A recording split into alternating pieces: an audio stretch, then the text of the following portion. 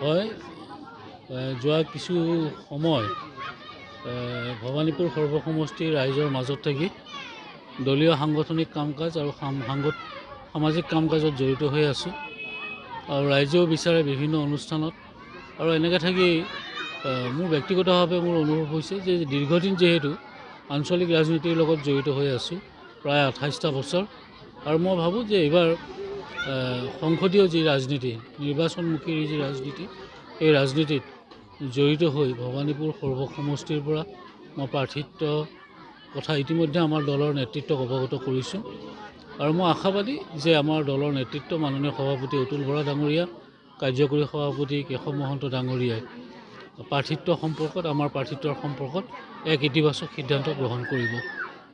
যদিহে আমি প্ৰথম কথাটো হ'ল যে ভবানীপুৰ সৰ্বসমষ্টি এটা ঐতিহাসিক সমষ্টি আৰু ইয়াত শ্বহীদ খৰ্গেশ্বৰ তালুকদাৰ মধু বৈশ্যকে ধৰি প্ৰায় 13গৰাকী অসম আন্দোলনৰ শ্বহীদে এই সমষ্টিটোৰ বিভিন্ন অঞ্চলত বসবাস কৰিছিল আৰু তেওঁলোকে প্ৰাণ আহুতি দিছে অসম আন্দোলনত। যিহেতু এটা ঐতিহাসিক অসম আন্দোলনৰ স্মৃতি বিজড়িত এটা সমষ্টি আৰু এই সমষ্টিত 4বাৰকৈ অসম গণ পৰিষদ দলৰ বিধায়ক আছিল। সুৰেণ মেধি ডাঙৰীয়া এই সমষ্টিৰ পৰাই বিধায়ক নিৰ্বাচিত হৈ অসম চৰকাৰৰ আইনমন্ত্ৰী পৰ্যন্ত হৈছিলে আৰু ভাৰতীয় জনতা পাৰ্টি আপুনি যিটো কথা কৈছে ভাৰতীয় জনতা পাৰ্টীয়ে এতিয়ালৈ পোনপটীয়াভাৱে নিৰ্বাচনত জিকা নাই। যোৱা উপ নিৰ্বাচনতহে ভাৰতীয় জনতা পাৰ্টীয়ে ইয়াত জয়লাভ কৰিছে। ইয়াৰ পূৰ্বৰ নিৰ্বাচনকেইটাত কিন্তু অসম গণ পৰিষদ দলে জয়লাভ কৰিছিল আৰু মই ভাবোঁ যে আহি থকা দিনবিলাক আঞ্চলিকতাবাদৰ দিন হিচাপে পৰিগণিত হ'ব আৰু ইয়াত আঞ্চলিকতাবাদৰ অসম গণ পৰিষদৰ এটা মজবুত ভেটি আছে আৰু বিশেষভাৱে ভবানীপুৰ অঞ্চলে হওক সৰুপেটা অঞ্চল হওক হাউলি বৰপেটা ৰোড এই বৃহত্তৰ গোটেই সমষ্টিটো সৰুকে ধৰি এই সমষ্টিটোত অসম গণ পৰিষদৰ এক শক্তিশালী ভেটি আছে আৰু আমি আশাবাদী যে এইবাৰ নিৰ্বাচনত ইয়াৰ পূৰ্বেও ভাৰতীয় জনতা পাৰ্টীৰ পৰা কোৱা হৈছিল যে এই সমষ্টিত অসম গণ পৰিষদে প্ৰতিদ্বন্দ্বিতা কৰিব। যেতিয়া যোৱাবাৰ বাই ইলেকশ্যনত ইয়াত বিজেপি নিৰ্বাচন খেলিলে সেই সময়তে এই কথাটো কোৱা হৈছিল আৰু আমি আশাবাদী যে এইবাৰ নিৰ্বাচনত এই সমষ্টিত অসম গণ পৰিষদ দলৰ প্ৰাৰ্থিত্ব থাকিব আৰু সমষ্টিটো পুনৰ অসম গণ পৰিষদে ইয়াক কাৰণ এইটো কথা আমি চাব লাগিব যে ডিলিমিটেশ্যন হোৱাৰ পিছত সমষ্টি পুনৰ নিৰ্ধাৰণ হোৱাৰ পিছত ইয়াৰ জনগাঁথনিৰ এক পৰিৱৰ্তন হৈছে। আগতে ভবানীপুৰ সমষ্টি হিচাপে আছিল, ইয়াৰ লগত আৰু কেইবাটাও সমষ্টি সৰভোগ সমষ্টি বৰপেটা সমষ্টি এনেকৈ আৰু সমষ্টি ইয়াত জড়িত হৈ পৰিল আৰু সেই দিশৰ পৰা যদি আমি চাওঁ তেতিয়াহ'লে এই গোটেই সমষ্টিটোতে অসম গণ পৰিষদ দলে কাৰণ ইয়াত সংখ্যালঘু ভোটাৰ প্ৰায় 70,000ৰো অধিক সংখ্যালঘু ভোটাৰ আছে আৰু তেনেস্থলত আমি এই জনগাঁথনিৰ প্ৰতি যদি লক্ষ্য ৰাখোঁ তেতিয়াহ'লে ইয়াত অসম গণ পৰিষদ দলৰ প্ৰাৰ্থীয়ে সহজভাৱে জয়লাভ কৰিব পাৰে আৰু সেইকাৰণে মই ভাবোঁ যে ইয়াত যি মিত্ৰতা হ'ব ভাৰতীয় জনতা পাৰ্টী অসম গণ পৰিষদৰ এই মিত্ৰতাত অসম গণ পৰিষদ দলে এই সমষ্টিটো নিৰ্বাচনৰ বাবে লাভ কৰিবলৈ সক্ষম হ'ব। আচলতে তেনেকুৱা কথা নহয়, ৰাজনীতিত কেতিয়াবা এখোজ আগবাঢ়ি গৈ দুখোজ পিছুৱাব লগা হয়, এইটো এটা স্বাভাৱিক ঘটনা। কাৰণ সৰ্বভাৰতীয় ৰাজনৈতিক প্ৰেক্ষাপটত যদি আমি চাওঁ যে বিভিন্ন ৰাজ্যত ভাৰতীয় জনতা পাৰ্টীয়ে কোনোবা আঞ্চলিক দলৰ লগত একেলগে চৰকাৰ গঠন কৰিছে, ক'ৰবাত আকৌ আঞ্চলিক দল সেই চৰকাৰৰ অংশীদাৰ হৈ আছে। আমি উত্তৰ পূৰ্বাঞ্চলৰ ৰাজ্যসমূহ যদি চাওঁ বিশেষকৈ মেঘালয় নাগালেণ্ড এই ৰাজ্যসমূহতো আমি সেই ধৰণে দেখিবলৈ পাওঁ। বাকী অন্যান্য ৰাজ্যৰ ক্ষেত্ৰতো যদি আমি চাওঁ তাতো তেনেকুৱা ধৰণৰ হৈ আছে আৰু সেইকাৰণে মানে ৰাজনীতিটো হ'ল সময়ৰ বস্তু, সময়ৰ প্ৰেক্ষাপটত ৰাজনীতি মানে কোন দিশে গতি কৰিব সেই কথাটো নিৰ্ণয় হয় আৰু মই ভাবোঁ যে এই গোটেই কথাটো আজিৰ যিটো পৰিস্থিতি এই পৰিস্থিতিত আমি অসম গণ পৰিষদ দলে দুজন মন্ত্ৰী বা কেইজনমান বিধায়কক লৈ নহয় দলটোক সামগ্ৰিক অৰ্থত শক্তিশালী কৰিবৰ কাৰণে আমি ভাৰতীয় জনতা পাৰ্টীৰ লগত আমি একত্ৰিত হৈছোঁ বা মিত্ৰতা কৰিছোঁ।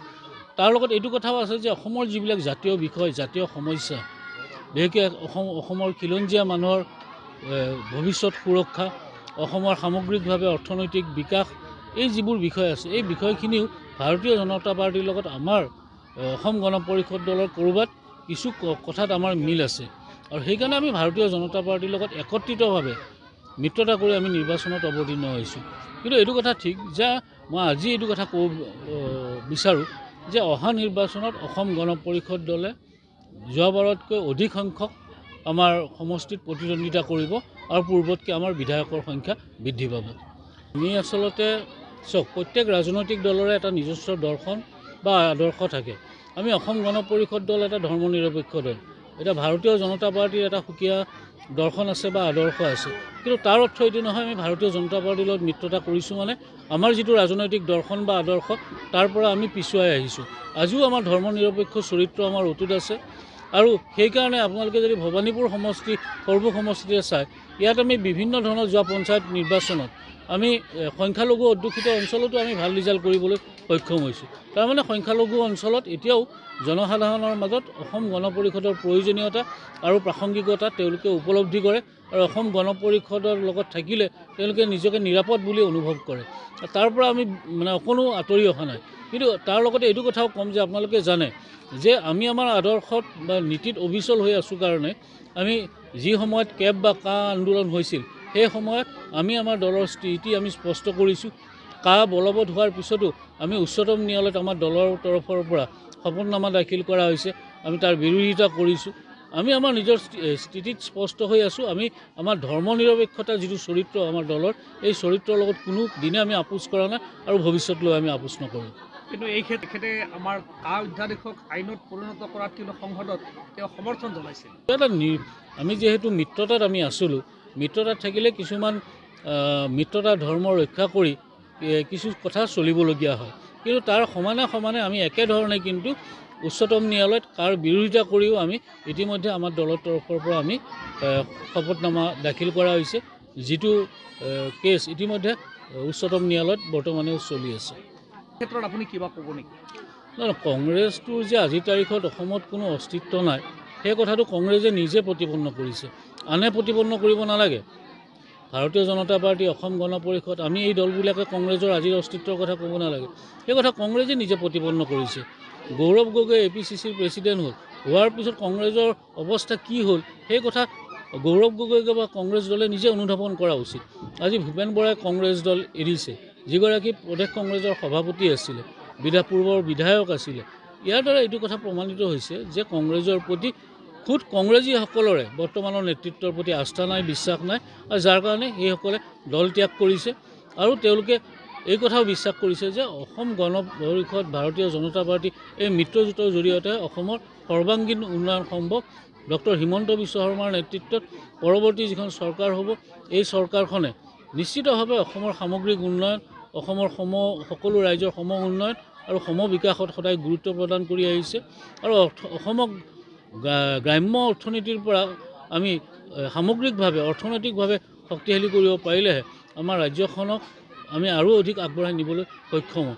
সেই কথাটো একোজন কংগ্ৰেছীও অনুভৱ কৰে আৰু সেইকাৰণে এজন এজনকৈ কংগ্ৰেছীসকলে এতিয়া কংগ্ৰেছ ত্যাগ কৰিছে আৰু বিভিন্ন ৰাজনৈতিক দলত যোগদান কৰিছে। আমাৰ দলতো দুই এদিনতে কিছু কংগ্ৰেছী বিধায়কে যোগদান কৰিব। এইটো চলিবই, কাৰণ কংগ্ৰেছৰ এতিয়া গৌৰৱ গগৈৰ আচলতে নেতৃত্বৰ প্ৰতি, গৌৰৱ গগৈৰ যি ধৰণৰ কথা কাম এইবোৰৰ প্ৰতি, তাৰ উপৰিও পাকিস্তানৰ লগত গৌৰৱ গগৈৰ সম্পৰ্ক, এই কথাবোৰে কংগ্ৰেছক আৰু অধিক তললৈ আচলতে অৱনমিত কৰিলে।